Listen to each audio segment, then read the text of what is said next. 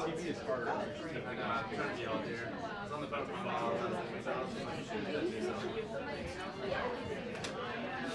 Sorry, I must have balanced it too much. Chipotle is generally right. That's close to our office. Oh, really? Yeah, I bet.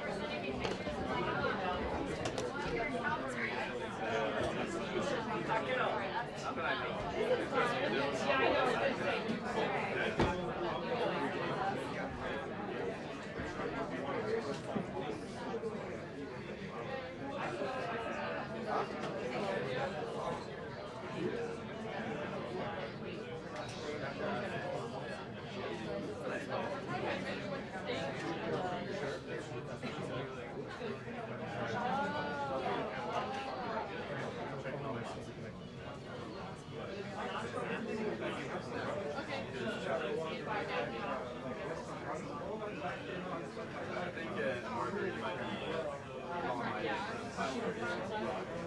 Not sure where, not sure how.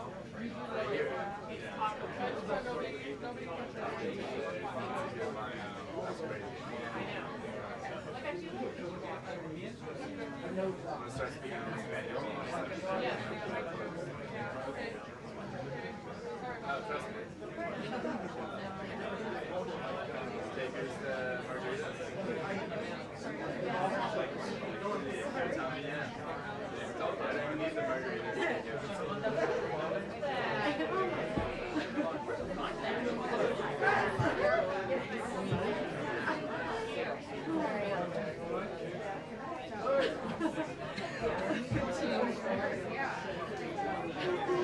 This way.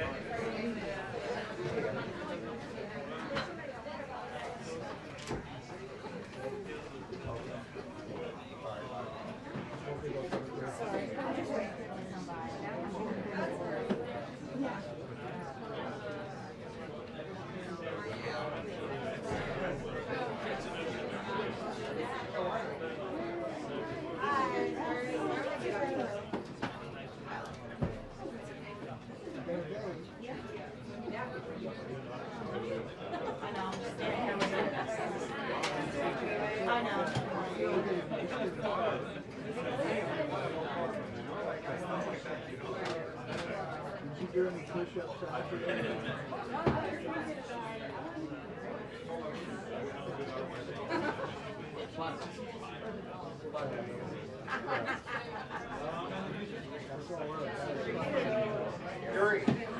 Yuri, she's not going to make it. I just texted her. Okay. I texted her for about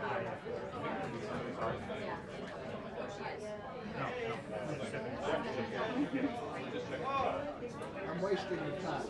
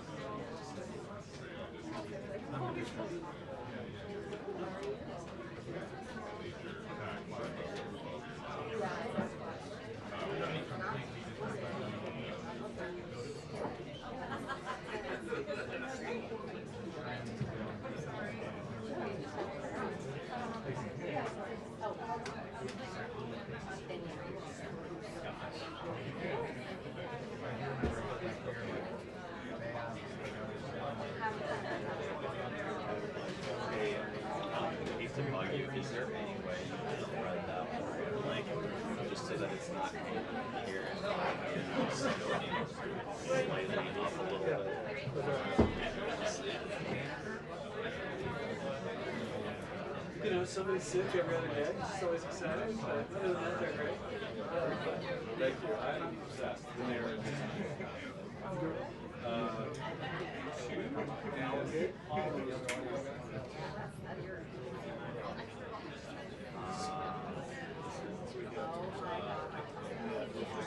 I mean, I will be like this.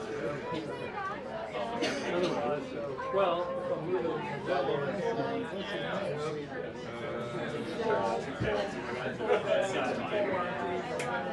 One day.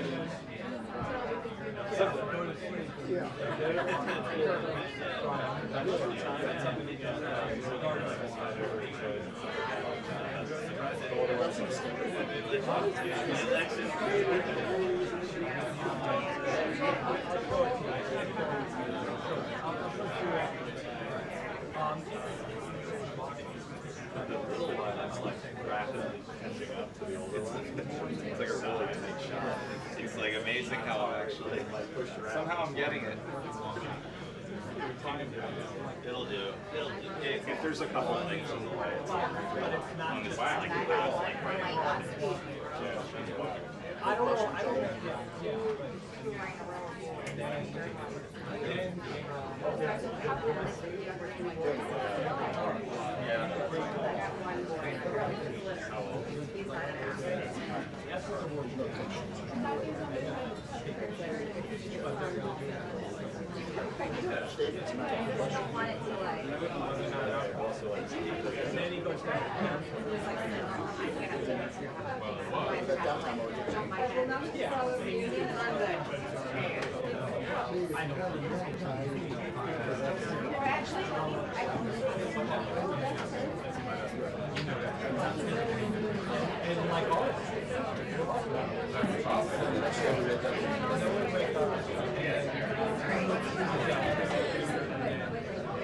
Close to us.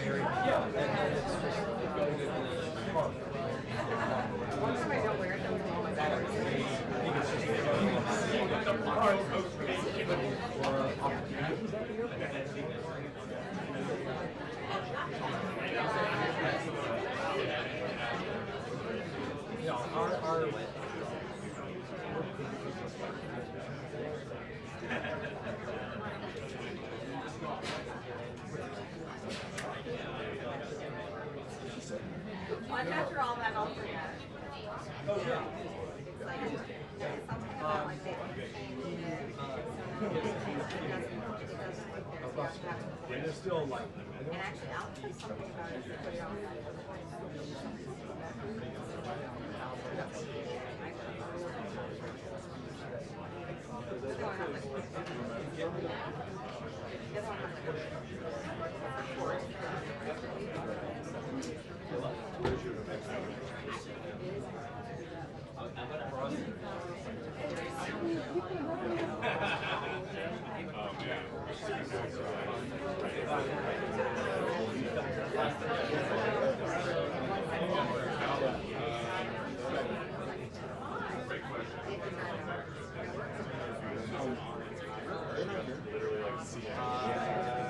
well, he's actually,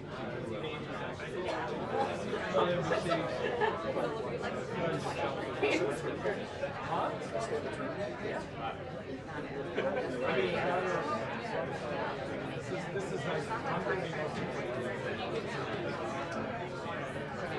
even though it's like 3 months.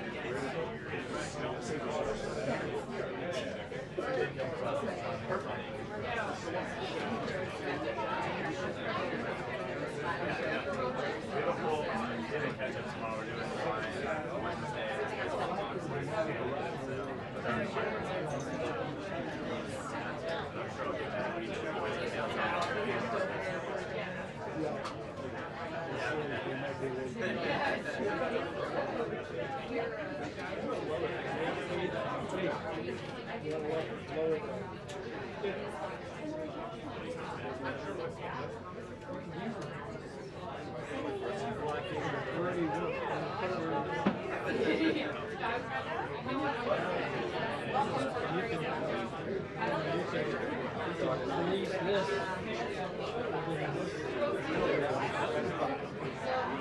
Well, if it makes it flatter for you, the black end.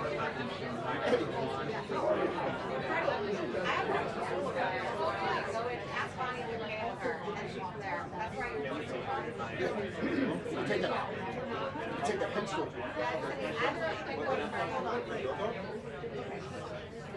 That's mine. That's how it winds.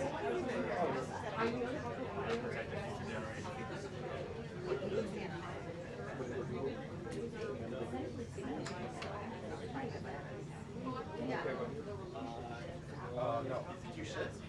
Yeah. Thank you. That's great. Thank you. Yeah. You might have to lean to your right because you don't block out.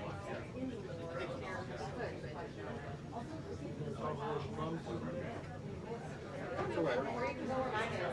Kind of corner. My school's one over. It's better for entry. Yeah, either of us. Yeah. Just for the line.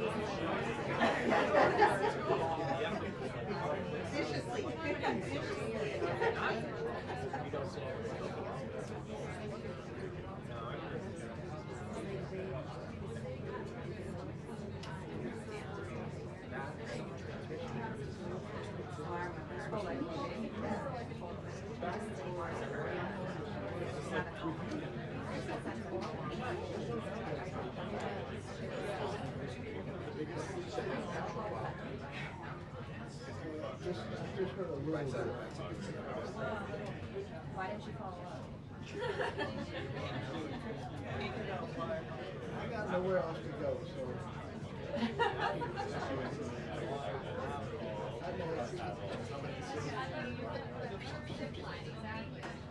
What I did on my summer vacation.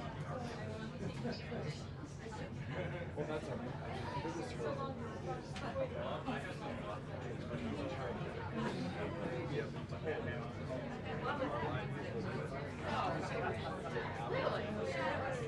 I feel like there's a lot of state grid or short minutes. Sorry. Thank you. I do actually. Yeah. Great. Thanks. Thank you. All right. Cool. Thank you. Wow. So you didn't have to come over here. You were my muscle.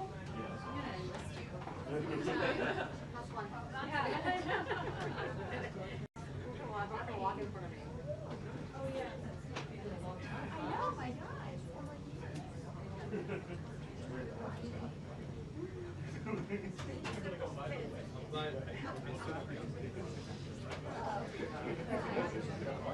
Great. Oh, yeah, but I mean, I'm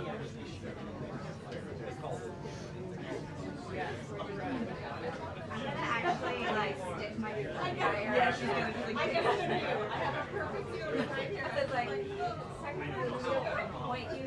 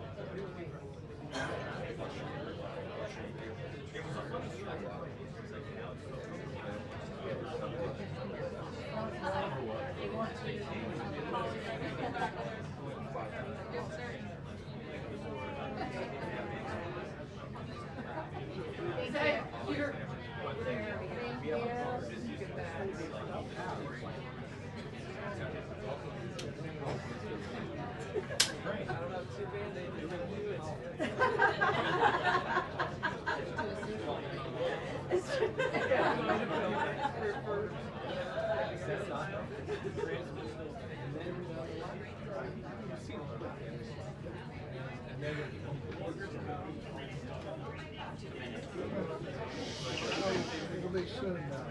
Thank you, Stevie.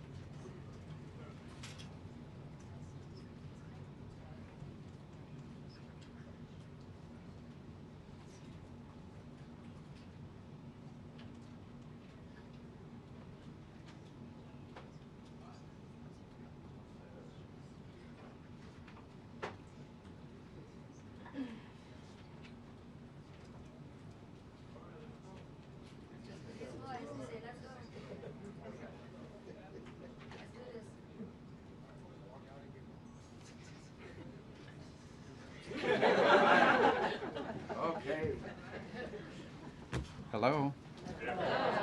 Thank you guys for having me today. I'll be filling in for Caroline today, obviously. So I'll have a brief remarks here, and then we'll get to your questions. As you know, over the weekend, the president announced this Project Freedom, and the goal of it is to, frankly, if you want to talk about it, it's to rescue like almost 23,000 civilians from 87 different countries that are trapped inside of the Gulf and left for dead in the Persian Gulf by this Iranian regime. You know, for more than 2 months now, these innocent sailors and commercial crew members have been stranded out at sea because Iran is conducting something that's not just criminal. It's criminal for sure, but it's desperate and destructive, this blockade of the Straits of Hormuz. Nations from around the world, the overwhelming majority of whom are not even engaged in any military hostilities, are now at risk not just of losing their cargo, but the lives of their own citizens because of this blockade. These ships, you know, you don't leave a ship out there for this long. You start running out of food. You start running out of potable water, essential supplies, and they're at the mercy of this piracy. And what it is, it's piracy. And not only that, but some of them have seen, you know, been open fire on and rained down senseless attacks on several civilian ships already. So frankly, the way to put it, these are innocent bystanders. These are countries that and ships and so forth that have nothing to do with any of this, and nonetheless are being caught in the middle of it and being held hostage merely because Iran could do that, just as the regime brutally slaughtered tens of thousands of their own citizens for the crime of peaceful protest, because they're unhappy with the quality of life or the lack of quality of life in Iran today. And so they're sitting ducks. They're isolated, they're starving, they're vulnerable, and at least 10 sailors have already died as a result of the civilian sailors. So already many nations privately and some publicly have asked the United States to help free their ships and to restore freedom of navigation in the Straits of Hormuz and this critical artery of global trade. And so President Trump, as he always does, stepped up and answered the calls for their help. And he's directed the United States military to guide these stranded ships to safety, to provide a protective bubble under which they can operate and move product and get themselves out of there and out of harm's way. And this is the first step towards reopening the strait and bringing this regime's last-ditch act of economic arson, bringing that to a close. We're doing it not only because we were asked, but because we're the only ones who can. Only we have the power to sort of take the steps that we've taken now. Under this president, under President Trump, the United States will help our friends. We're going to stand up to rogue regimes like the one in Tehran, and we're going to be unashamed to use our power and our abilities to project military power in the service of our national interest above all else. Now, what's really important for you to report and for everyone to understand is this is not an offensive operation. This is a defensive operation. And what that means is very simple. There's no shooting unless we're shot at first. Okay? We're not attacking them. But if they're attacking us or they're attacking a ship, you need to respond to that. You're not going to let some fast boat come up on a ship and shoot it up. We're going to respond to it. And we've been successful at it. I don't know what the exact number is, but I know a number of those fast boats have now been targeted. And will continue to be if they pose a threat to our forces. We'll shoot down drones, we'll shoot down missiles, but it's defensive in nature. This is defensive. So if you hear stories about attacks and launching of firing back and forth, it's not back and forth. We are only responding if attacked first. This is a defensive operation, and that's what's occurring here. Just about the importance of the Straits for a moment. This is approximately a quarter of the world's oil trade, along with significant volumes of fuel and fertilizer that operate through the Straits of Hormuz. The Iranian regime cannot be allowed to dictate who uses this vital waterway. I don't think this is also being reported enough. Maybe you are reporting. I don't read everyone. I don't know many damn outlets here. I don't know who you all are, but I mean, I know who some of you are, but I don't know all of you are. But I will say this about it. This is an international waterway. Okay, this is an international waterway. And international law is very clear, and I love it because everybody always talks about international law, and this international law on this is very clear. International waterways, no country can control them. There is no international law that allows you to say, I'm going to put mines in an international body of water and I'm going to blow up ships that don't listen to us and try to go through. That's what Iran is doing. This is a criminal act. And someone needs to do something about it. Something needs to be done. It's completely illegal, completely illegitimate, and completely unacceptable. And that's why the United States military is guiding stranded commercial ships safely through the strait and is working to restore freedom of navigation and putting an end to these efforts to hold the global economy hostage. So far, as a proof of concept and as a proof of function, 2 U.S. flag merchant ships have successfully transferred the Strait of Hormuz in the first stages of this project, and they're now safely on their way. The U.S. military is deploying the necessary assets to extend this defensive umbrella over commercial shipping. But there should be no mistake. And as I said this already, this is a defensive operation. I want to reiterate that point. This is important to understand. If no shots are fired at these ships and no shots are fired at us, we're not firing shots. But if we're fired on, we will respond, and we will respond with lethal efficiency. The assets supporting this project, by the way, include guided missile destroyers, over 100 land and sea-based aircraft, multi-domain unmanned platforms, and 15,000 of the finest military service members on the planet. These forces have already destroyed, as I told you earlier, I thought it was 6, it's 7 Iranian fast boats that failed to heed our warnings. And by fast boats, we're talking about, some of these things look like Boston whalers. Okay, so these are not like Navy ships. But nonetheless, they come fast at these boats, try to swarm them, try to harm them. We're not going to let that happen. So 7 of them now sit at the bottom of the sea, along with, by the way, the rest of Iran's Navy. That's where you can find their Navy today. And we're going to continue to systematically clear this passageway through the straits to restore freedom of navigation. Now, while this project steadily progresses, Operation Economic Fury, continues to impose maximum pressure on the Iranian regime and what remains of their already frail economy. Today, inflation in Iran is 70%, and their currency is in total and complete freefall.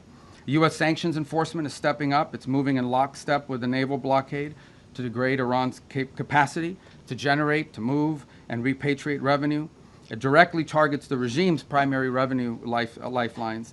The blockade alone is costing Iran as much as $500 million a day in lost revenue. 90% of total Iranian trade has been halted, causing permanent damage to Iran's oil infrastructure as wells are forced to shut in. Again, all of this is in response to their piracy. Okay, it cannot be that you have these straits and they blow up any ship that moves and the only ships that get to go through are theirs. You can't have a situation in which the straits are closed to everyone else, but they benefit from the piracy. That can't happen. That's why the blockade is in place, and that's why these sanctions are crippling them. Any foreign financial, by the way, Treasury is now identifying and cutting off every dollar of revenue that's flowing to this regime. And so, look, any foreign financial institution or commercial actor that enables Iran's sanctions evasion is going to face secondary sanctions exposure and a loss of access to the U.S. financial system. As President Trump has said, and the facts clearly bear out, the United States of America holds all the cards. There is no scenario here in which if they decide to join a ladder of escalation, they wind up getting the last say. But our preference is for these straits to be opened to the way they're supposed to be opened, back to the way it was. Anyone can use it, no mines in the water, nobody paying tolls. That's what we have to get back to, and that's the goal here. Every day the conflict continues, however, our leverage on Iran will continue to increase, and their position will continue to weaken, especially as the blockade really begins to bite in conjunction with the sanctions. So, look, the time's come for Iran to make a sensible choice. And it's not easy for them to do that, obviously, because they have a fracture in their own leadership system. And apart from that, I mean, the top people in that government are, to say the least, they're insane in the brain. And so we need to address that, and it's difficult because it's hard to get past that in their system. But it's important for them to make a sensible choice and the one that's right for their people. The president, our president, has proven time and again that his preference is peace. But Iran must accept the reality of this situation and come to the negotiation table and accept terms that are good for them but ultimately good for the world. The diplomatic path, if there's a real diplomatic path, I'm not always going to be one, but if there's a real diplomatic path and we continue to explore it, Steve and Jared are working on that very hard. If there is one there, it could be one that leads them to reconstruction, to prosperity, and to stability, and to not posing a threat to the world. The alternative is growing isolation, economic collapse, and ultimately total defeat. I know what the right choice is for Iran. I hope that the people over there making decisions will make the right one. The last point I would make, and it really is important for them to understand this, is they really shouldn't test the will of the United States, at least not under President Donald Trump. He has proven time and again that he will back up what he says. And if they test him, ultimately they will lose. The hard way, the easy way, the long way, the short way, they will lose. And with that, it's time for your questions. So, Catherine, why don't we start with you first? Hi, Catherine Harich. I'm an independent journalist. Secretary Rubio, have you seen any recent indications that Iran is willing to give up its nuclear weapons program that is credible, verifiable, and that would lead to an immediate de-escalation? Well, look, this is a long-standing problem for them, right? I mean, they have wanted, they have always said they don't want a nuclear weapon. That's because they've always said that, they just don't mean it. And why do you say, well, how do you know they don't mean it? Well, we don't mean it because they're doing all the things and historically have tried to do all the things that you do if you want a nuclear weapons program. For example, they innovate and try to innovate long-range delivery missiles that now, in some cases, are capable of reaching much of Europe. They build these large underground centrifuges for enrichment activity.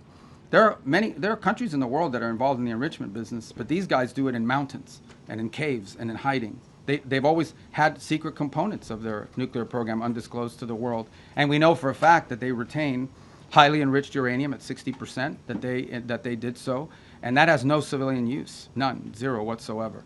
So they have an opportunity here to agree to something that will make it clear that they're not interested in a one thing is to say we don't want a nuclear weapon. Another thing is to do the things that prove you don't want a nuclear weapon. By the way, if what Iran wants is a civilian nuclear program for power plants and stuff like that, there are a lot of countries in the world that have that, and they don't enrich. They import the enriched material. You know, they could have that if that's what they wanted, but they're not acting like that's what they wanted. They're acting like they want a military, nuclear program. That's unacceptable. So that's the process we're engaged in now. To create, that's the object of this diplomacy, is to come up with some level of understanding about what are the topics that they've agreed to negotiate on. We don't have to have the actual agreement written out, and one day this is highly complex and highly technical. But we have to have a diplomatic solution that is very clear about the topics that they are willing to negotiate on and the extent and the concessions they're willing to make at the front end in order to make those talks worthwhile. That's what Stephen Jarrett and the whole team is working on, and I hope to have good news on it. That's the outcome we would prefer. That's the outcome we would have preferred a year ago. That's the outcome I think most of us would have preferred a long time ago. But that's not the option they've given us given their activity. All right, there's no way I can figure out who to call on. I'm just going to press right in the middle, right there, you right there, yeah. Right in the back row. Thank you, Mr. President. I'll go to you next. I can't get everybody, you know that. All right, go ahead. Thank you, Secretary Rubio. Keep going right. Welcome to the White House. What's You're that? talking to me, sir? Yeah, to you, yes, sir. Thank you. I have two questions on two separate issues that come Do they under... get two questions for these? Two questions that- There's a lot of people in here. that man. fall under your umbrella. All right, well, you answer. You can ask me two questions. I'll give you one answer. Go Thank you ahead. very much. I appreciate And I'll pick the one I like better. Thank you, Mr. Secretary. The first has to do with the blockade. There are lawmakers from both parties who claim the blockade is an act of war. What do you say to that? And my second question has to do with the fuel embargo of Cuba. How long, Mr. Secretary, will that last? Okay, two things. All right, good. I'll answer both your questions because I like the second one too. The first one on the blockade. And so why do we have a blockade? We have a blockade because they shut down the straits. So I don't know which members of Congress you're talking to, but here's what I would ask them. I would ask everybody here. It's very simple. These guys have shut down the Straits of Hormuz. This is what Iran is saying. We will shut down the straits. No one can go through. No country in the world can go through unless we allow you to go through, and you have to pay us. But our ships can go through, meaning the Iranian ships, as much as they want. That's crazy. Who would agree to that? So how are we going to have a situation where they get to close the straits to everybody, and the only people who are allowed to go through there 100% without paying anything are the Iranians? If you do that, they'll keep the straits closed forever. They're trying to make this some new normal. Okay, under no circumstances can we ever allow them to normalize the fact that they get to blow up commercial ships and put mines in the water. So the response to that is we're going to blockade your ships. If everyone's ships are not getting out, your ships are not getting out either. That's not an act of war. That's a defensive measure. It's a counter to what they have decided to do. You know what is an act of war? Putting mines in the water. Why don't the members of Congress, whoever it is complaining about it, they should be all over that. These guys put mines in the water. That alone, mining in the water is illegal, period, under any circumstances, and they've done it. But this is crazy stuff, but this is what they've done. On Cuba, oil blockade on Cuba. There's no oil blockade on Cuba per se. Here's what's happening with Cuba, okay? Cuba used to get free oil from Venezuela. Used to give them a bunch of free oil. They would take like 60% of that oil and resell it for cash. It wouldn't even go to benefit the people. So the only blockade that's happened is the Cubans have decided, the Venezuelans have decided we're not giving you free oil anymore. And you can only imagine nowadays, the way oil prices are, no one's giving away free oil, much less to a failed regime. So the problem with Cuba is worse, okay? Their economic model doesn't work. Doesn't work. And the people who are in charge can't fix it. And the reason that I can't fix it is not just because they're communists, that's bad enough, but they're incompetent communists. The only thing worse than a communist is an incompetent one. And that's what, so incompetent communists run that country. They don't know how to fix it. They really don't. And we have 90 miles from our shores a failed state that also happens to be friendly territory for some of our adversaries. So it's an unacceptable status quo, and we'll be addressing it, but not today. Okay. All right, let's go to the front, right there. Secretary Rubio. Yeah. You are going to the Vatican to meet with the Pope. Is this an attempt to smooth things over with the Pope, given the rhetoric between President Trump and Pope Leo? No, I mean, it's a trip we had planned from before, and obviously we had some stuff that happened. And no, look, there's a lot to talk about with the Vatican. I'll give you one example. The Pope just returned from a trip to Africa, where the church is growing very vibrantly. And we have shared concerns about religious freedom, freedom in different parts of the world. We'd love to talk to them about that. The topic of Cuba, you know, we gave Cuba $6 million of humanitarian aid, but obviously they won't let us distribute it. We distributed it through the church. We'd like to do more. We're willing to give more humanitarian aid to Cuba, by the way, distributed through the church, but the Cuban regime has to allow us to do it. They won't allow us to give their own people more humanitarian aid, and we're willing to do it through the church. So there's a lot to talk about. And the president recently said that the Pope is endangering a lot of Catholics as a result of his rhetoric around the Iran war. Is that a sentiment Well, I you don't agree think that's with? an accurate description of what he said. I think what the president basically said is that Iran can't have a nuclear weapon because they would use it against places that have a lot of Catholics and Christians and others for that matter. It goes back to the central point. I think the president, without trying to speak for him, but I think I can characterize it this way. He doesn't understand why anybody, leave aside the Pope, the president, and I, for that matter, I think most people, I cannot understand why anyone would think that it's a good idea for Iran to ever have a nuclear weapon. Look what they're doing with the Straits right now. They're holding the whole world hostage. They have these sailors, you know, on commercial ships that are going to starve to death out there. They don't care. They don't care that this is melting down the economies around the world, even of their own allies. This is what they're doing with the Straits. What do you think they would do if they had a nuclear weapon? They would hold the world hostage with that nuclear weapon. That's what they would do. They would do exactly to the world with a nuclear weapon what they're doing now with the Straits. And I think the president's point is how anyone cannot see that as an unacceptable outcome and an unacceptable risk is beyond him. It's puzzling. And someone has to do something about it. The difference between this president and like the 6 presidents that preceded him were that he's the only one that's actually been willing to do something about it. Everyone says Iran can't have a nuclear weapon, but you got to do something about it at some point. And he's been willing to address that threat. And that's what he promised he would do when he got elected, by the way, is address threats like this. Secretary. Yeah, I wish I knew your names, thank you guys. so I much, Mr. apologize. Can Thank you put name tags on? Thank you That so would much, help. Mr. Okay. Secretary. Who are you with? Who are you with? I'm with Rubio Media Network. Okay. Mr. Secretary, the President has said multiple times that weapons were provided to the Kurdish groups to pass on the Iranian people. However, Kurdish political parties and the regional government says they have not received such weapons. Even some claim these weapons remain in the U.S. base in the region. Can you clarify who those weapons were given to and whether you intend to retrieve them or still want to pass to the Iranian people? Yeah, look, ultimately, what the president is expressing, and I think has repeatedly, is he wished the Iranian people had, you know, look, he's heartbroken by these images. You think about it, you're an Iranian, okay? You're unhappy that your economy doesn't work for you. You don't have freedom. You don't have an opportunity to express yourself. You know, you've got friends that have been shot in the head because they're out protesting. And it's heartbreaking to him to see that these people are abused in this way and have no measures to take against their own government as a result of it. By the way, this goes back, if you guys remember the protests in 2009 where they slaughtered people in the street. This is a vicious regime, guys. Okay? These are people that hang people from cranes in the town square so everyone can see. They continue these executions of people and have continue to do so for over a decade and a half now. And so I think what the president is expressing is the desire that he wishes the Iranian people had an ability to fight back against some of these things that are happening to them. And I would view that as distinct and separate from the specifics of this operation that was ongoing before it concluded, and certainly different from the operation that's going on now. Right there in the Regarding Colombia, Mr. Secretary, right behind you, not Colombia, right there. Yes, ma'am. Mr. Secretary, thank you so much. On Lebanon, are Yes. we in a ceasefire or less fire? And the second question, do you think you would be able to achieve an agreement between Lebanon and Israel without risking a civil war in Lebanon? What are you doing to risk? What are you doing to? No, I got it. I got the gist of your question. So look, here's the challenge with Lebanon. Okay, there's no problem between the Lebanese government and the Israeli government. Israel doesn't claim any land in Lebanon belongs to them, and by and large, I think a peace deal between Lebanon and Israel is imminently achievable and should be. The problem with Israel and Lebanon is not Israel or Lebanon, it's Hezbollah.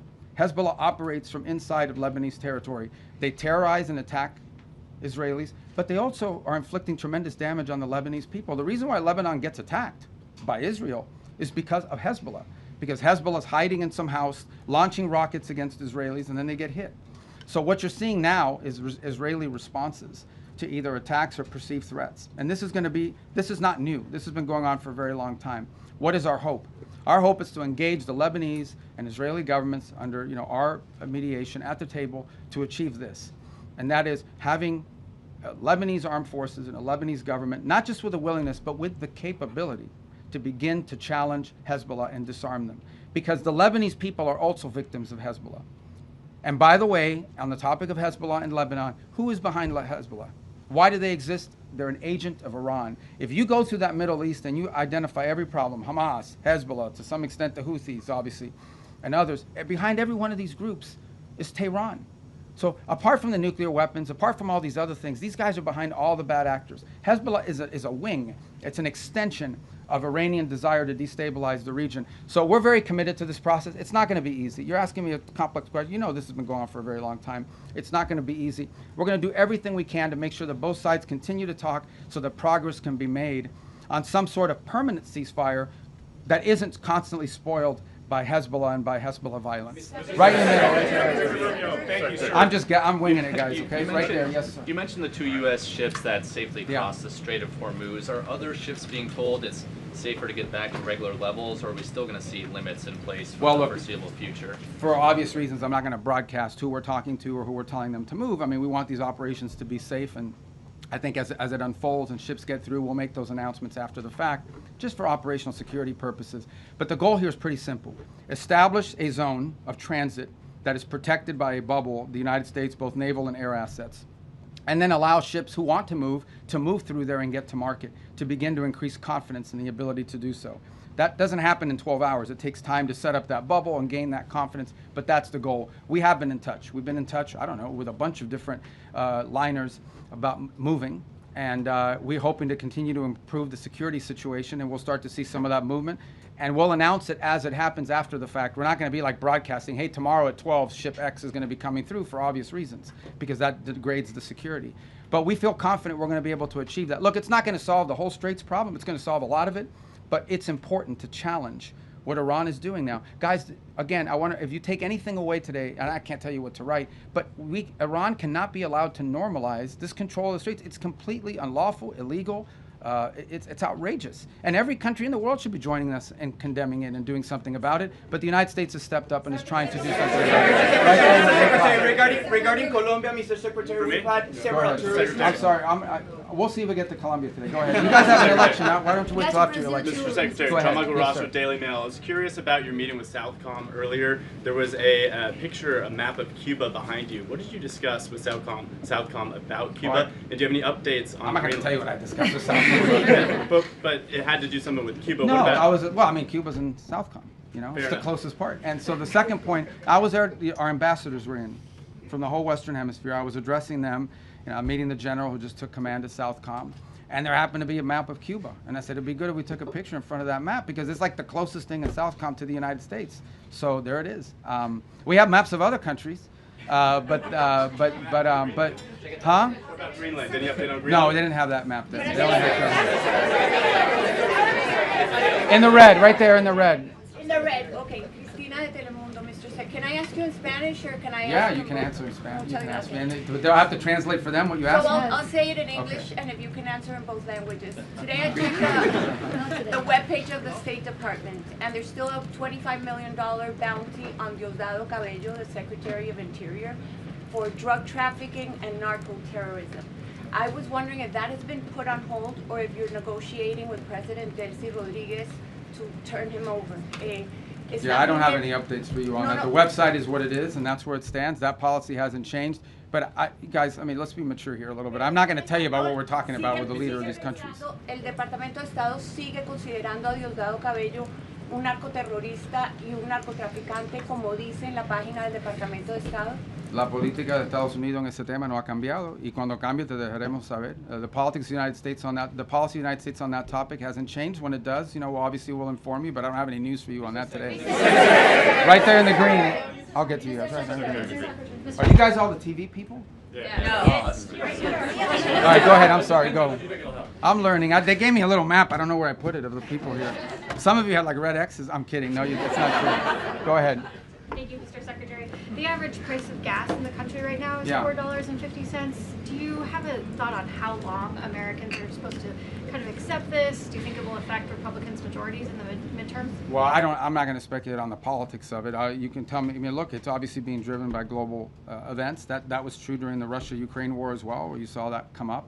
It's one. Look, we don't benefit from the Straits as much as other countries. I don't know if you've seen what the gas prices are like in other parts of the world that are really suffering big time.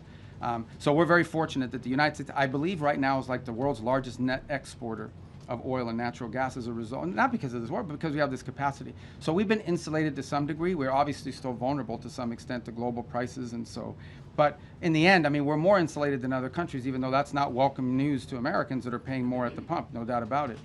And it certainly is one of the circumstances of it. There are people that were predicting would be much higher at this point, but we're not taking that for granted. Suffice it to say that this is, think about it this way.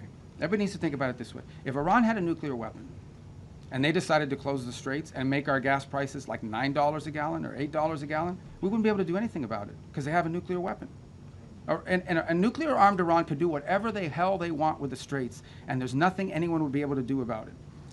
And that's one of the many reasons, apart from like the massive loss of life in a nuclear strike, why Iran can never have a nuclear weapon. I mean, so this is an example of, if they had a nuclear weapon, they closed the Straits and they would tell the world, what are you going to do about it? We have a nuclear weapon, we can attack you with it. That's the world none of us want to leave behind. It won't happen under this president's watch, but some future president and future, you know, in the future Americans will have to deal with this. So it's just one more example of why these guys can never be allowed to have a nuclear weapon. Right there, in the black. Right, you in the black, yes ma'am. Thank you, Mr. Secretary. Where you, no, right there, you. I you both are wearing black. She's closer. No, you don't have black, you have blue on. I'm colorblind, but I know blue and black. Right there, yes ma'am. No, you, the first one I called on. Thank you, Mr. Secretary. Thank you. This is chaos, guys. Go ahead. Welcome to the White House. You've long been a leading voice on human rights in China, and so including religious persecution and forced organ harvesting. So President Trump prepares to meet Xi Jinping next week. Do you expect human rights concerns to be on the table? Or well, we always raise those issues, and they remain true. And I think we've proven in some cases it's most effective to raise them in the appropriate setting. But we always raise those issues. They're important to us, among with others, of course. But those issues remain prominent in our view and in our conversation about these things. And we'll continue to raise them in the appropriate forums. All right, let's get to the front. These guys are going to get mad. Go ahead, I'm sorry. Thank you, Simon Kelly, Associated Press. You mentioned earlier that some countries have privately and publicly indicated their willingness to help with Project Freedom. Can you say how many have reached out to the U.S. with their offers of help and what kind of capabilities? Well, and I mean, thank you for your question. That's a good question. I mean, multiple countries have said we got to do something about it and fix it. Is it like dozens or single digits or more than 100? Or? I don't know. I don't put a number on it. I would just tell you that here's what I would say about it. The capabilities is the issue. Okay, a lot of countries would love to do something about it. They don't have a navy, right? Or they can't get there in time, or they can't. Others, you know, are less. You know, that some unfortunately do have a navy are saying, oh, we'll be involved, but we'll be involved after it's over. Well, after it's over, it's kind of like, you know. That makes sense. So, you know, we'd like to have it. Now, there may be some utility in a post, you know, closure mission. I'm not downplaying that, but I think that's been the challenge. But there are other ways they can help, unique ways that they can help. And I don't want to get into who these countries are for obvious reasons, you know, because they are prepared to help us in certain ways, but maybe don't want that publicly disclosed for no other reason than it impact their foreign policy. It could have some domestic ramifications. But ultimately, I don't want to mislead you. The primary responsibility for this Project Freedom is on the United States because we're the only country that can project power in that part of the world the way we're doing now. We're the only ones that can do it, and we're going to do it as a favor to the world. Understand this. This is a favor to the world because it's their ships that are stranded. It's their fuel supplies that are stranded. By the way, it's their humanitarian, there's humanitarian aid destined for different countries in the world that's stranded in the Persian Gulf right now. It's the fertilizer that they need for their food and crops that's stranded in the Persian, not our fertilizer, their fertilizer. So we want to be helpful, and that's why the president stepped forward, because we're the only ones that can. Frankly, we're the only ones that can. Mr. Secretary, on the rising oil and gas prices, the president has said that this is a small price to pay for getting rid of a nuclear weapon. But 10 weeks in, are we any closer to getting rid of Iran's nuclear material? Yeah, but look, here's the way to think about Iran, and this is what I described at the very beginning of this. What was Iran's plan? You have to understand what their plan was. Their plan was they were going to build this conventional shield where they would have so many thousands of missiles and drones and rockets that they couldn't be attacked. And behind that conventional shield that they were trying to build, they would then break out and do whatever they wanted with their nuclear program. They no longer have that conventional shield. Okay? We told you guys from the very beginning, And we're very consistent in this messaging. The operation that has concluded was going to destroy their Navy. They have no Navy left. They don't. Not a Navy. They have small boats and Boston whalers, but they don't have a Navy left. They don't have an Air Force. I challenge you. When is the last time you read or heard about an Iranian jet flying anywhere? They don't have an Air Force. Their missile launching capability has been substantially degraded, and their industrial base, their defense industrial base, has been severely, severely damaged. So their ability to build a shield behind which they could hide their nuclear program was wiped out. That's a very substantial achievement, and that was the purpose of this operation from day one. Their nuclear material in order for this war to end. Well, that's one of the topics that needs to be discussed. I don't know about. I think you're linking it. The operation is over. Epic Fury, as the president notified Congress, we're done with that stage of it. Okay, we're now on to this project of freedom. As far as a negotiation is concerned, I think the president's been clear that part of the negotiation process has to be not just the enrichment, but what happens to this material that's buried deep somewhere that they still have access to if they ever wanted to dig it out. That has to be addressed, and that's being addressed in the negotiation. I'm not going to go further on what progress has been made on that topic because I don't want to endanger the negotiations, but suffice it to say that the president and this entire team is aware of the centrality of that question, and that will have to be addressed one way or the other. Right there. Right there. Yes. Thank you, Thank you. Secretary. I have another two-part question for you. Okay. First, are you taking part in those negotiations that you just detailed there? And then secondly, President Trump has made it clear that the U.S. doesn't rely on the Strait of Hormuz. So why should Americans even care about Project Freedom and these shipping tankers going through? Well, I think on the second point is the one I want to address first, and that is why should Americans care and why it matters to us? Because ultimately these things have an impact on the global economy, which ultimately has an impact on our economy in the long term. That's number one.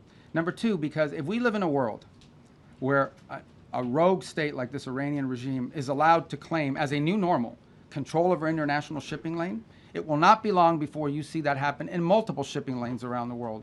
I can identify for you six or seven vital shipping lanes around the world that some countries can decide, guess what, if Iran was able to do it, we're going to do it too. We're not going to start charging tolls.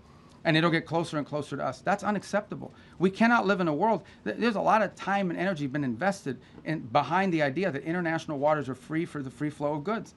The stuff we make in this country and export has to go through international shipping lanes. And for us to live in a world where a country can decide, now we own the international shipping lane and you have to pay us if you want to use it, that is a normal that we will never be able to accept. And that's what the Iranians are trying to get us to do. So we're doing two things about it, and we haven't talked about the second one enough. The second thing we're doing is we're going to the UN. Everybody loves the UN, right? We're trying to go to the UN, and we're saying, okay, countries of the world, condemn this. Say that it is wrong for you to put mines there. It is wrong for you to shoot at commercial vessels. Guys, that's what we're talking about here. These guys are bombing commercial vessels. They're not bombing naval vessels. They're bombing commercial tankers. It's just outrageous. That needs to stop, and it needs to end. And if it doesn't, then the world should be diplomatically and economically isolating Iran as well. But if we live in a world where global shipping lanes can be taken over by countries, that'll have a direct impact on Americans in the short and the long term, and we can't let it start by Iran doing it. And we're the only ones that can do anything about it. All right. Right there in the green. Go ahead. Yes. Mr. Secretary, does the president intend to press Beijing on its Taiwan policy when he visits China next week? I'm sure Taiwan will be a topic of conversation. It always is. As you know, we understand the Chinese understand our position on that topic. We understand theirs. And I think both parties, without getting ahead of myself of what will happen in the talks, but I think both countries understand that it is neither one of our interests to see anything destabilize happen in that part of the world. We don't need any destabilizing events to occur with regards to Taiwan or anywhere in the Indo-Pacific. And I think that's to the mutual benefit of both the United States and the Chinese. Secretary, Kara Castanova from Lindell TV. Thank you for taking my question today. How does the State Department... What happened? Why is everybody giggling? What happened? You guys... Oh. I'm sorry. Are they mean to you? No, they're not mean. Oh, okay. I don't think they are. I hope not. But I'm Kara from Lindell TV, and nice to ask you a question today, sir. How does the State Department interpret the president's recent remarks when he said, quote, the Iranian people need to have guns, and I think they are getting some guns, end quote.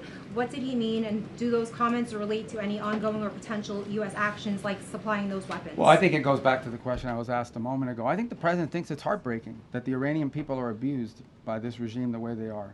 In the end, I mean, this regime is not, guys, I know, I've said this, I think I said this in my hearing before the Senate when I got confirmed. I don't know of any country in the world where there's a bigger difference between the people and the people who run the country. Okay, this country is run by radical Shia clerics. And that's not what Iran and the Iranian people are. Now, they may be Shia, but they're not radicals and they're not clerics, and they just want a normal life and a regular life, and in many ways a very cosmopolitan country with an incredible history and incredible legacy and the like. So there's this huge divide between the people of Iran, whom we sympathize with, and who the president sympathizes with, because they're the ones suffering. Look, the world is a victim of Iran, okay? The world is a victim of Iran because they're terrorists, because of what they're doing now in the Straits. But the people of Iran are daily victims of the regime, and the president has deep sympathy for what they're going through. And I think he's just expressing that sympathy and that frustration that they don't have the ability to do more to get rid of this regime that has crushed this country and isolated it from the world, which is a country that shouldn't be isolated from the world because its people are phenomenal. All right. I wish I had like a dice. Go ahead. Yeah. No, right there, because I'm going to Italy. Voy a Italia. Déjame hablar con el señor. Okay. He's Italian. I know him. He used to cover Capitol Hill. You're Italian, right? For many years. For many years. Yeah, Okay. Daniele Compatangelo. Thank you, Mr. Secretary. So I have two short questions for you. Oh, damn, two questions. What the hell is people? First, as you head to the Vatican and Italy, how do you view the Pope's global role amid current geopolitical shift? And what are your objectives in Italy? Is this trip tied to recent remarks by the President suggesting Italy has not been supported as expected? And the second one is about the Hezbollah in Lebanon. On a recent interview on Fox News, you raised some concern about stronger vetting within the Lebanese armed forces. What do you make? Can you elaborate a little bit? Yeah, I've answered the first one about the Vatican. Look, I mean, the Pope is obviously the vicar of Christ, is a Roman Catholic, you know, but he's also the head of a nation state, and it's an organization that has a presence in over 100-something countries around the world. And we engage with the Vatican quite a bit because they're present in many different places. I've already outlined to you two examples. We worked with the Catholic Church on the distribution of humanitarian aid in Cuba. We share with the Catholic Church a concern about the destruction of religious liberty, the persecution of Christian minorities, and also, you know, the challenges that are being faced by Christians in Africa, where the Pope just recently visited. So we have a lot to talk about with them, and I engage with them quite a bit on that front. So the trip is really not tied to anything other than the fact that it would be normal for us to engage with them, and other Secretary of States have done that in the past. On the second point about Lebanon, also a question that was asked earlier. And what was the Italian part? About the expectation that the President... Oh, no, look, I mean, the Italians have been involved for some time in training the police and in training their forces, so we'd love to hear their input on it. And in the way, look, we welcome everybody's help eventually. What has to happen in Lebanon, what everybody wants to see, is that you have a Lebanese government with the capability to go after Hezbollah and take the Hezbollah apart.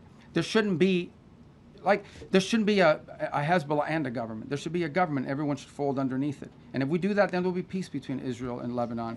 But we have to build the capacity of the Lebanese to do it. And I think Italy could be helpful in that regard. All right. Did I call on you already? You already got a question? In the green? Did I call on you already? No. Okay, all right. Go ahead. You mentioned the UN resolution that Yes. you announced today. Can you talk about what the goal is with that resolution? And there was a similar one last month that was vetoed by China and Russia. You spoke to the Russian foreign minister. Do you have an assurance that Russia will be on board with this now? Well, we don't know. Yeah, look, I mean, everyone wouldn't want to see this vetoed again, and then we've made some slight adjustments to the language, but I don't know if it'll avoid a veto or not, but the language isn't very complicated. And I think it's a real test for the UN, right? As something that functions that can solve global problems. What is the purpose of the UN? The UN was supposed to be a place where you could peacefully resolve global conflict. Right now you have a country who is unlawfully, criminally, and illegally taking possession of an international waterway and blowing up commercial vessels and putting mines in the water. I don't know if people appreciate how outrageous this is, how unacceptable it is that any country would fire and try to sink commercial vessels or put mines in the water. Both of these things are illegal. And so we're going to take it to the UN, and we're going to give it another chance to be a forum in which we're not even asking people to commit troops to the region and help blow up the Iranian boats. All we're asking them to do is to condemn it, to call on Iran to stop blowing ships, to remove these mines, and to allow humanitarian relief to come through, because there's humanitarian aid that's trapped. That's it. This is a very modest request. And if you're telling me that the international community and hundreds of countries cannot rally behind that, then I don't know what the utility of the UN system is if it can't even solve something as straightforward as that. And I think to both the Chinese and the Russians, I would argue and have argued that it is in their interest for that resolution to pass and for pressure to be brought on Iran, because it is in their interest not to see international waterways, including the Straits of Hormuz, be closed down and cause economic chaos to dozens and dozens of countries around the world. Okay. Back row, yellow tie. Back row, yes, sir. Yeah. With CBN News, you've had a deep faith for God and country. At the end of the day, with all that you've been involved in, keep going. You've been extremely busy. Go ahead, I'm sorry. As we all know. I got to ask you, what is your hope for America at a time such as this? My hope for America? And how do you personally deal with that? Yeah, look, I mean, my hope for America is what it's always been. I think it's the hope I hope we all share. We want it to continue to be the place where anyone from anywhere can achieve anything, where you're not limited by the circumstances of your birth, by the color of your skin, by your ethnicity, but frankly, it's a place where you are able to overcome challenges and achieve your full potential. I think that should be the goal of every country in the world, frankly, but I think in the U.S., we're not perfect. Our history is not one of perfection, but it's still better than anybody else's history, and ours is a story of perpetual improvement. Each generation has left the next generation of Americans freer, more prosperous, safer, and that is our goal as well. But it is a unique and exceptional country, and as we come upon this 250-year anniversary, I think we have a lot to learn and be proud of in our history. It is one of perpetual and continuous improvement, where each generation has done its part to bring us closer to fulfilling the vision that the founders of this country had upon its founding. So, thank you. All right. I have time for 2 more questions. Crazy. All right, right there in the pink. No, you right there. That lady. No, the one right next to you in the pink. No, the pink. I'm sorry, but I pointed at her. I need to get a laser pointer and just go. Now you in the pink jacket, the lady right there. Thank you. Thank you very much, Mr. Secretary. I have a question on Iran-China relations. Okay. What's your reaction to Iranian foreign minister visit to China? Also, Beijing instructed its firms to ignore U.S. sanctions. Could you also address that? Well, I'll direct you to Treasury on that front. There are options that we have. If you ignore our sanctions, you're going to face secondary sanctions. And I don't have an announcement for you on that today, but we don't do these things, for symbolic purposes. On the first point about the visit, it's fine. I hope the Chinese tell him what he needs to be told, and that is that what you are doing in the Straits is causing you to be globally isolated. You're the bad guy in this. You guys should not be blowing up ships. You should not be putting mines. You should not be trying to hold hostage the global economy. I hope the Chinese bring, whether it's done privately, but I hope it's done directly, that's the message they deliver to them. As I outlined earlier today, China is an export-driven economy. Okay, I'm not here to speak on behalf of what's in the best interest of China, but it's obvious. China is an export-driven economy. That means they depend on other countries to buy from them. Well, you can't buy from them if you can't ship it there, and you can't buy from them if your economy is being destroyed by what Iran is doing. So it is in China's interest that Iran stop closing the Straits. It's harming China as well. The gentleman in the red tie, right there. Yes, I'm sorry, what's your name? Liz Landers with PBS News Hours. Okay. Another question about the China-Iran relationship. You said at the beginning of your comments at the top that every single financial situation will be targeted. Does that include Chinese banks? Would the president sanction? We're going to enforce our sanctions. I don't have an announcement for you. That will have to come from Treasury, but we have sanctions in place. And sanctions don't mean anything unless, you're going to do something about them. So I think that's been clear. I think that, the Treasury will follow up with any specific announcements. Suffice it to say, we're serious about our sanctions. Then a cost needs to be imposed on Iran for what they are doing. Otherwise, if they get away with this, guys, if they get away with pulling this thing off without paying a price for it and backing down, you're going to see multiple places around the world where other countries are going to be tempted to do the same. This is unacceptable. Again, I want to reiterate the point. We keep arguing back and forth about the war and the shooting and this and that and the other. These guys have shut down an international waterway. The Straits of Hormuz do not belong to Iran. They don't have a right to shut it down and blow up ships and lay mines. And that's what they've done. That needs to be addressed. Otherwise, and it cannot be normalized. Under no circumstances can we live in a world where we accept, okay, this is normal. You have to coordinate with Iran. You have to pay them a toll in order to go through the Straits of Hormuz. Not only is that unacceptable in the Straits, you're creating a precedent that could be repeated in multiple other places around the world. The whole world should join us in this condemnation, and the whole world should join us in doing something about it, by the way. It shouldn't just be us. We're hoping to get countries. We're going to give them a chance to do something about it at the United Nations. All right, my last question.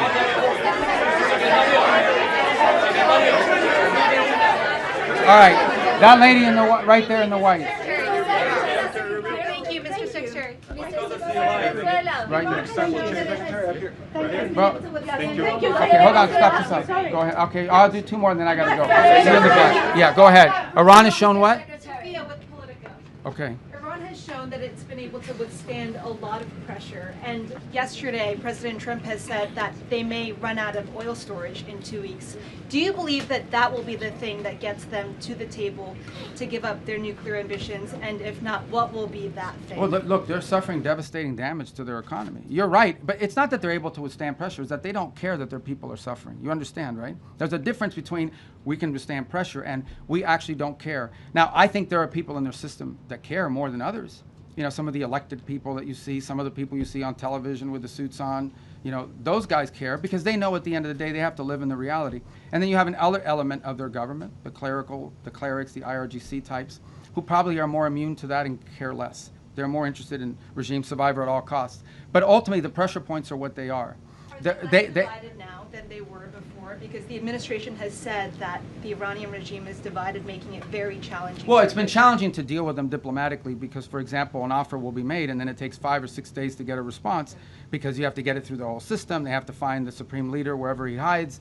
They got to get him to sign off, and that's their system. Their system has always been multi-layered in this way. It's obviously become more complex because of the damage they suffered during the war.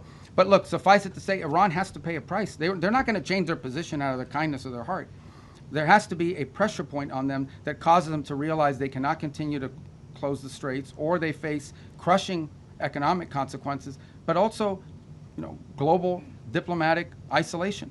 Which they have proven in the past to be susceptible to. But you're right, they have a high pain threshold, but they don't have an unlimited pain threshold. Nobody does. All right, this has to be the last question. Go ahead. Mr. Secretary, many people want to know what is your DJ name? My DJ name? Your DJ name. You're not ready for my DJ name. On the war, if the fighting were to resume, because you've said that Operation Epic Fury is over, the president also said that the U.S. would bomb them off the face of the earth if they tried to go after U.S. ships. So if the fighting resumes, are you saying that it would resume under Project Freedom? And I ask, as it relates to the War Powers Act. Yeah, look, the Operation Epic Fury is concluded. We achieved the objectives of that operation. I'm not going to, you know, we're not cheering for an additional situation to occur. We would prefer the path of peace. What the president would prefer is a deal. He would prefer to sit down, work out a memorandum of understanding for future negotiations that touches on all the key topics that have to be addressed, a full opening of the strait so the world can get back to normal. And he preferred that be negotiated through the route that Steve and Jared have been working and that all of us have been supporting. That's the route he prefers. That is so far not the route that Iran has chosen. And so the result has been that the United States has to do something about the fact that we're the only nation on earth that can do anything to open up a lane within the Straits of Hormuz to get product and to rescue these people that are trapped in there. And that's what we're undergoing now. What that may lead to in the future is speculative. I'm not going to speculate about what it would take or what it would do. But look, the message to Iran, these guys are facing, they are facing real catastrophic destruction to their economy, generational destruction to their economy, generational destruction to the wealth of their country, imposed on themselves by the actions that they're taking. They should check themselves before they wreck themselves in the direction that they're going. Does the White House believe that these votes coming up in Congress are a moot point then? Look, guys, I love talking about this topic. You're talking about the War Powers Act. Yeah. Okay, I love it. I was hoping somebody would ask. All right, hold on. No, boy, you don't let me answer. I got to answer the question. Okay, and I love it. I'll tell you why I love it. Because even as a senator, I said something. The War Powers Act is unconstitutional, 100%. Now, this is not the position of me, not the position of the President of the United States now. This is the position of every single president that has occupied this position since the day that law passed. It's completely unconstitutional. Now, we comply with it in terms of like notification because we want to preserve good relations with Congress, right? And we do that. But even as a senator, I would say that the War Powers Act is 100% unconstitutional. And look, I know some of you, whatever you want to say, but this is not this president's position. That has been the position of every single presidential administration since the day that law passes. An infringement on the president's constitutional powers. We don't acknowledge the law as constitutional. Nonetheless, we comply with elements of it for purposes of maintaining, you know, good relations with Congress. And we want them to be involved and we want them to be informed. I have gone on Capitol Hill, I don't know, 4 times this year for all senators and all House members and Intel Committee and Gang of 8. We want them to be involved in this. But I want to be clear on the point of the War Powers Act. It's unconstitutional, and every president and every administration has taken that position. All right, guys, I gave you 50 minutes. Thank you, guys. Thank you. Mr. Secretary, can you confirm? Thank